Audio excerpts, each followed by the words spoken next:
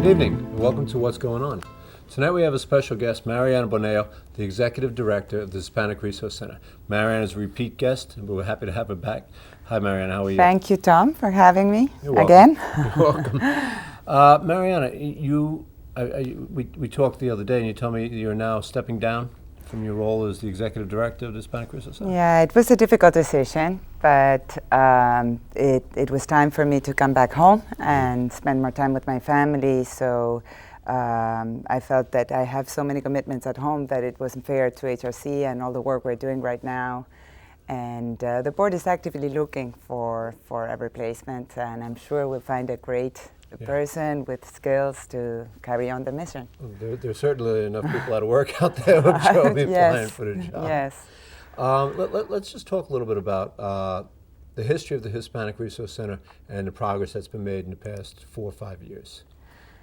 I started getting involved with the center in 2003 as a volunteer and joined the board and worked on fundraisers. And then when our executive director left, I was volunteering for the job of director, and it was a very difficult time in Mamaroneck with the day laborers, and I applied for the job in the midst of all these issues because I felt like I could do something to build bridges in our community and to really highlight all the other work that we do at the center that is also as important as our advocacy for the day laborers.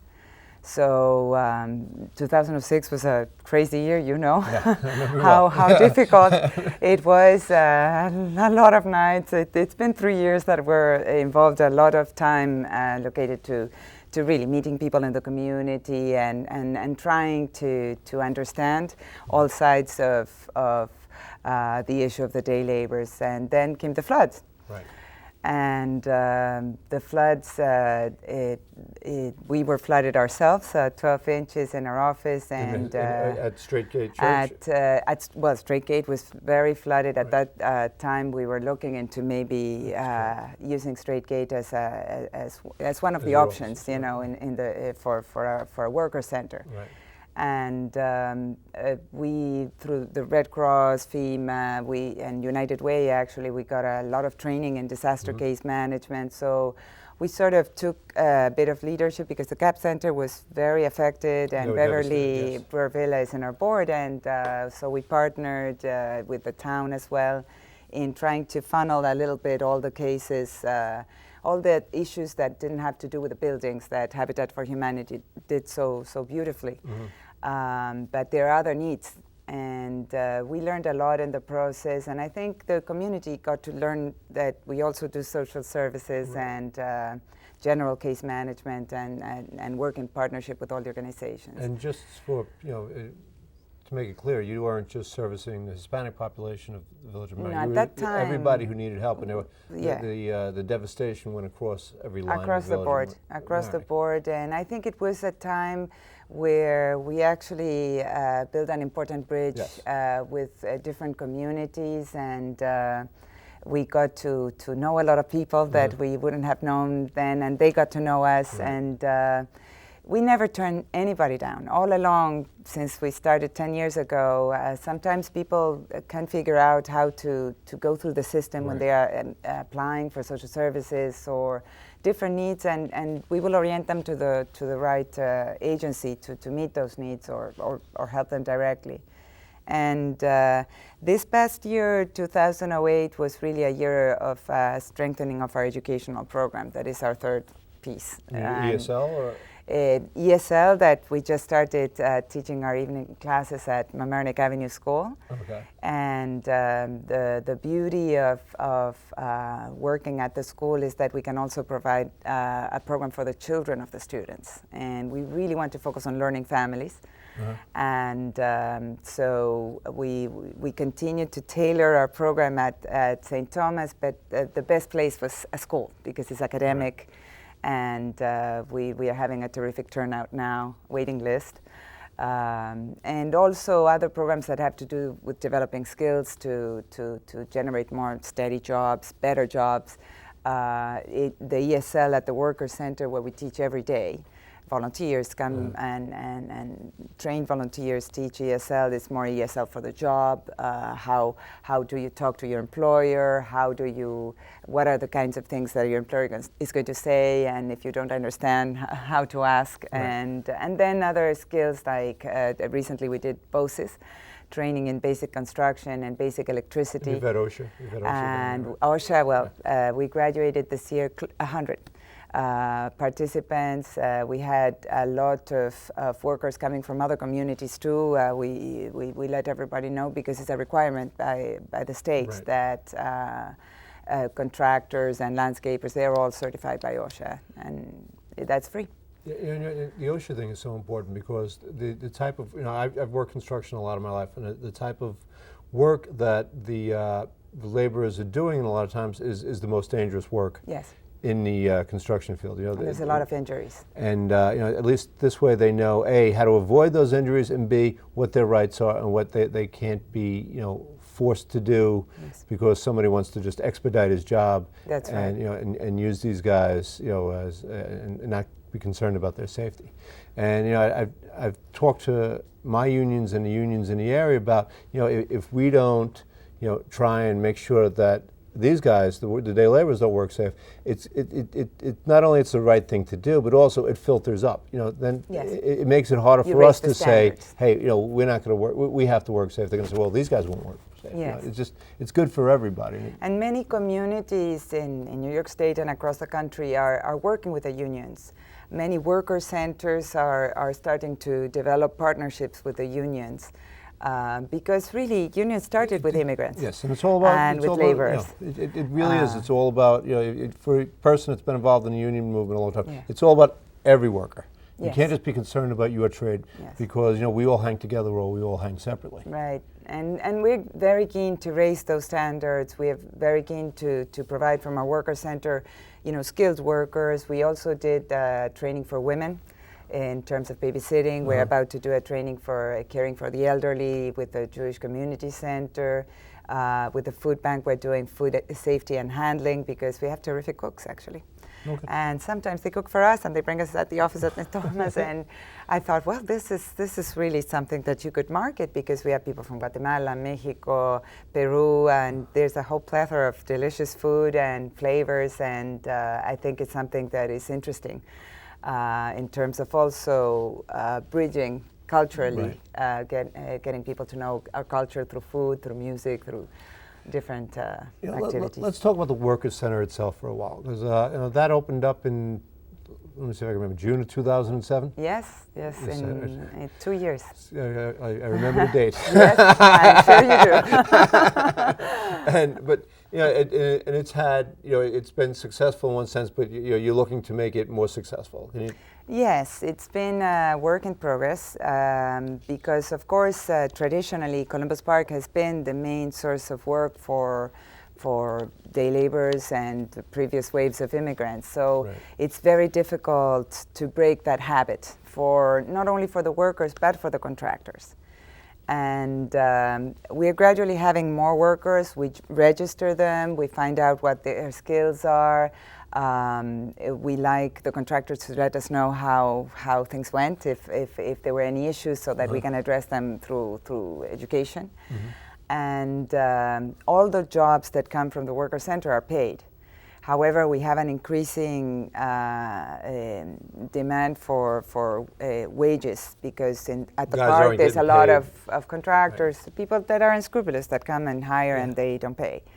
So we really want the workers to come to the center, and we really want the contractors to feel comfortable coming to us. They can come to pick up the regular worker that they meet every season, maybe in the park for seasonal work, and they can come and say, I would like to have this particular worker, and this is something very difficult because they still go to the park to hire. Right. So it's a bit what's first, the chicken or the egg, and while the workers come after 9 or so, they come to the classes. If they don't get work. They still go to the park just in case they get that job. Right. So we are actively trying to reach out to contractors to establish relationships, and there's no fee. It's really a conveniency for anybody that wants to hire. It's daunting to go to the park for homeowners. Generally, homeowners are the ones that come to us. Right, because it's more orderly at the work Right, center. And I just want to point out, people now say to me sometimes, and I'm sure they say to you, the men and women are still in the park. You open the worker center. Why aren't they over there? I just want to point out that the village has no authority to this has all been litigated. We have no authority to tell anybody they can't stand in the park. We could suggest people go to the worker center, and I think both of us have done that. We've suggested, but the village cannot kick anyone out of the park who's not breaking the law. And I just want folks to know that, because it isn't in our power, nor do we have any intention of kicking anybody out of the park that's behaving themselves and not violating any law in the village of Mamaroneck. But that being said, if there are contractors watching here tonight, I would hope that they would avail themselves of the Workers Center, see what they have to offer there, and it would be more orderly for the contractors. And as you said, they could, if they have a guy that they prefer, they could pick him up there. They could pick him up there every day. Yes. And then on the days maybe they need a couple of extra guys, they can call us ahead of time with their needs. Many times they email us with their needs, so we have time to actually interview the workers and find out if we find a match for the skills they're looking for. And actually, there's always going to be workers in the park. Every successful center reaches the majority of the workers using the center. However, there's always going to be workers that are going to prefer, the freedom of being at the park, being the first one, and not, the distribution of work. We try to give an opportunity to everyone, so they Everybody rotate. gets a little, if they don't like the person that came out when they come and pick up, they can say, I don't think so. I would like another worker, and that's fine, as it is in the park. Right. But it's more organized, it's more dignified, it's safe, and the people that come to the center come seeking jobs. Mm-hmm. And in the street, in the park, there's a mix. There are people that go to hang out, there are people that go for work. Right. So it's better to have an organized place, and it's open to everybody. So we have different members of the community that maybe for the first time have found themselves out of jobs, and we know that this is happening across the board also.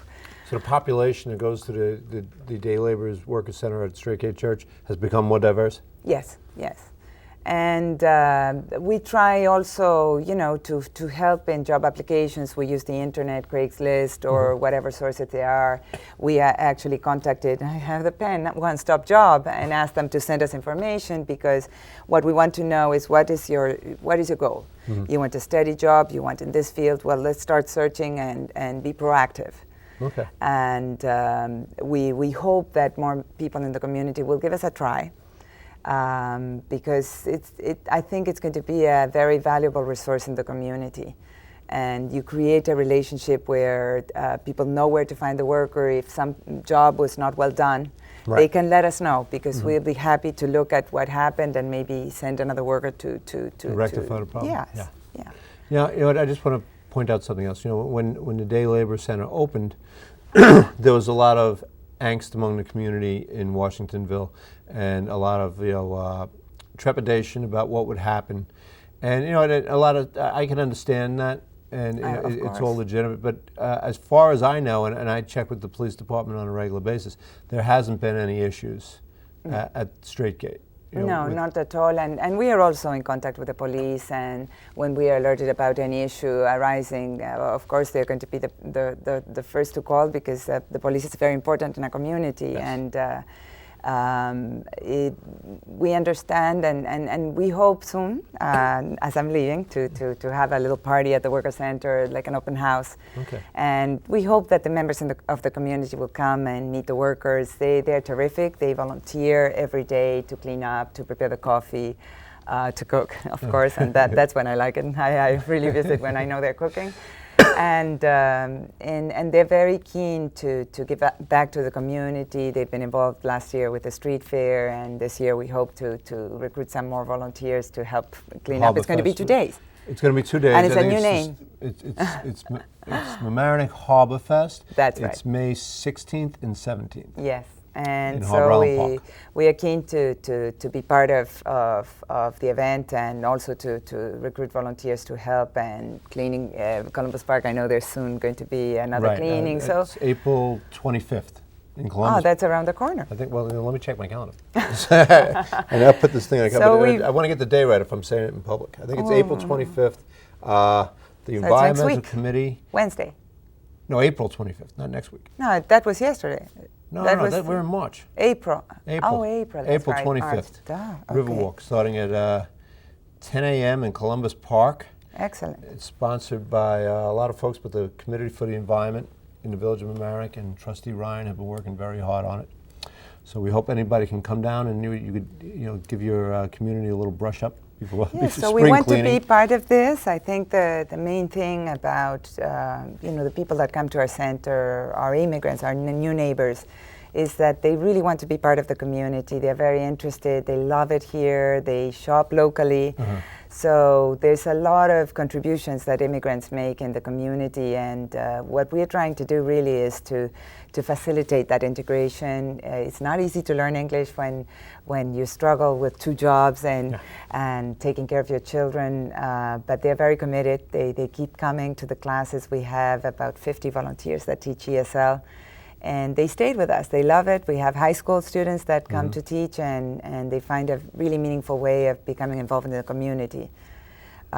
So, we are also looking into focusing a lot this year, as I leave, the next leader, on financial education, literacy, helping people that are struggling right now, that jobs are low, to really manage their budgets efficiently, and to teach their children good habits of money management, even those who are graduating from the high school.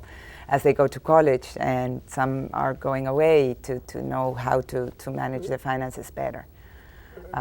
So it's an exciting time. We have a terrific team, and at the center we have a program development director. How many paid staff does the Hispanic Resource Center have? We have less now, but we are 7. 7. Between part-time and full-time, but we are 4 full-time staff members. And now that we have a program development director, this year we served more than 1,000 people through our programs. And they participate, they get certifications, and it's really boosting their hopes of really getting in the job market. Now, you pointed out that the school has been cooperative. Oh, we have a great partnership with the school. I've found that the school board and Dr. Freed have been very open to try and reach out to every segment of the community. Yes, he brings great experience from a very diverse community in Ossining. Ossining. He's in Ossining, you're right. And his Small Treasures program, we go regularly there to give talks. And actually, it's not just used by Hispanics. It's young mothers or fathers that come from 0 to 3. So we go and we do some workshops talking about the programs we're doing and what are their needs, their educational needs. So we're really trying to find ways where our programs can have different groups in the community benefit from that endeavor and get to know each other. Of course, there's some ESL people that speak English don't need it, but they can teach. That's right. That's right. And also we have a lot of programs that we're doing right now for women. And that was the beauty of the Worker Center, that we could provide a space for women to come and look at job placement. We prepare CVs. Some jobs we have even created ourselves from workshops, where they can fix something in St. Thomas or in Straight Gate, and the contractor has the workers work alongside so they learn the skills, so that then we can give some references. Okay. So these are all creative ways of also creating movement in the center when there are not that many jobs that are coming. Yeah, I would imagine the overall picture for employment in the day laborers has decreased, right? Has decreased. At this time, is really hiring season is starting in March and April, and there used to be the jobs used to go 10 to 20 jobs a day when things were good. Yeah. That was in the park. Right now, for what the workers tell us, there are 5, 6 jobs. And really, there are people in the community that maybe need a room refreshed. There are many little jobs that the workers can do. There's been snow removal and things like that they've been hiring workers or moving. So we hope that people, when they are looking at things that need to be done in the house, that they will think of our community members that are there, really need that source of income to make their ends meet. Now, we've talked about the economy a little bit. We touched on some of the troubles everybody's having. How, as a not-for-profit, how is that affecting your fundraising? Well, I mean, our fundraisers are successful in attendance because they are a lot of fun. Yeah, you do have a good fundraiser. There's dancing, and it's very mixed. We try to make it available to different members of the community. But of course, it wasn't as successful as previous years. And we anticipate that it's not going to be that successful. But we are looking at partnering more with other agencies. We are looking at applying for grants together with other agencies. We work closely with the Guidance Center that now they are teaching a parenting class at the Worker Center. We partner with Washingtonville Housing Alliance. CAP Center. The CAP Center, actually they hosted one of our OSHA trainings because we needed the space for another program that we were having that day. And we really need to look at what are the resources, what are the programs, and try to stick very closely to our missions and partner, because that's what counties looking for, foundations are looking for. And in terms of donors, it's surprising that people that have lost their jobs think about how much worse the situation is for the people we serve. And it's very touching when they call and say, what can I do? And there was a woman that called. Both herself and her husband had lost their jobs, and she went to bring food every week. And of course, I referred them to the food pantry, but I asked what their skills were, because people who are out of jobs can really help our organizations develop strategic fundraising, develop strategic partnerships. There's a lot of skills out there that people can put to good use. Well, and what yourself and the Hispanic Resource Center have really excelled at, and I think because of the experience in the flood, is making connections for people with social service agencies. Yes. Where when somebody tells you a problem, where to find help in Westchester County, and that's very vital. And it's very effective, because we don't want people to go from agency to agency. We want them to go to one place and find where the resources are. Where people get frustrated. It's very frustrating. And it's very hard, especially if you're having a problem to have to deal with government. The first thing I did when I took this job, because really my background, I'm a music therapist. This job happened to me, so I really wanted to understand what our clients go through. So I went with a couple of clients to the social services in Mount Vernon, and it's really difficult, and you really have to know your way. And then I went with one of my case managers, and they go, are you hiding from me? They go to the social workers, to get the connections so that the cases can be resolved. And you really have to be a whiz.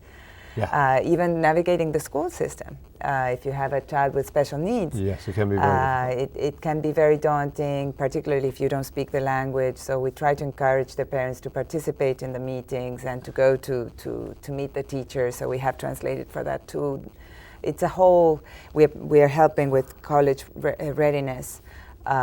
So we partnered with the school in that too, because we want to know what they're doing so that we complement. And we have 2 members of our community, Penny Olberg and Peter Markham, that are retired counselors, and they are advisors for college applications, and they are pro bono coming to our center to help students process the application. We had someone from WCC just go line by line with the FAFSA forms.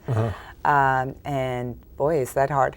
Yeah. So there's incredible resources already in our community to meet everybody's needs. Now, you're staying on the board, right? Yes, I'm staying in the board, and I'm going to be a volunteer. I'm also interested in larger networks around immigration. It's an important time right now. There's going to be bills such as the DREAM Act that, you know, the children of immigrants did not choose to come to this country. And they feel American. They have gone through the whole school systems and really cannot apply for a lot of colleges. And if they graduate, I have graduates from college that cannot work because they haven't regularized their situation. Well, so there's a number of bills that I really want to... The federal government really has to get its act together and pass an immigration law that's fair and protects our borders, but also is fair to the people who have, come and, invested in America already. And it's much more effective in terms of the economy because really small businesses rely heavily on immigrants. And many contractors have come to our center asking how they can sponsor a worker that they really want to have as part of their team, and there's no path. There's no path. People don't understand. It's not just getting behind the line. There's no line. There's no line, right. There's no water. There's nothing at all. There's no way. So that is something I'm interested in. And the sad thing is they had a shot last year of having a bill that made some sense, and it just wasn't the political courage to do it. Right. And I think national advocates, the larger groups have to really sit together and define the bottom line. So these are things I'm interested in doing, in coming to different groups to talk about these issues, bring specialists in immigration law for people to understand how important it is and how hurtful it is to communities when they're anti-immigrant, government and in other communities. There are terrible things happening in pushing for the police to enforce immigration. The police doesn't want that. No. And I've been to Arizona actually as HRC, partnering with other organizations. Sheriff Joe and this guy. It's a program on TV. Please don't watch it.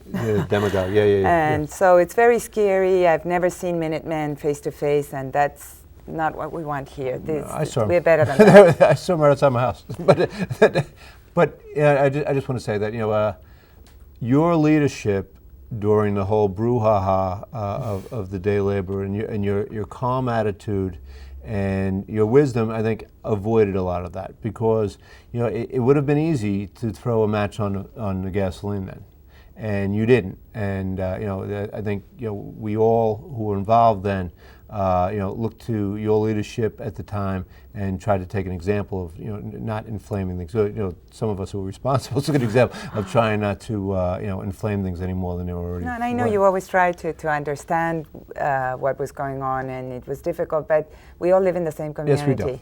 We can disagree. Kids go to school together. And, we can disagree, but it's very important not to be disagreeable because really our children are in the same schools and. They're giving me the wrap-up sign, but I just want to say thank you very much. Thank you very much for having me. We expect great I'm things not out going of you far. in the future. I'm just working less. Well, thank you very much. Thanks a lot for having me. No, you're welcome.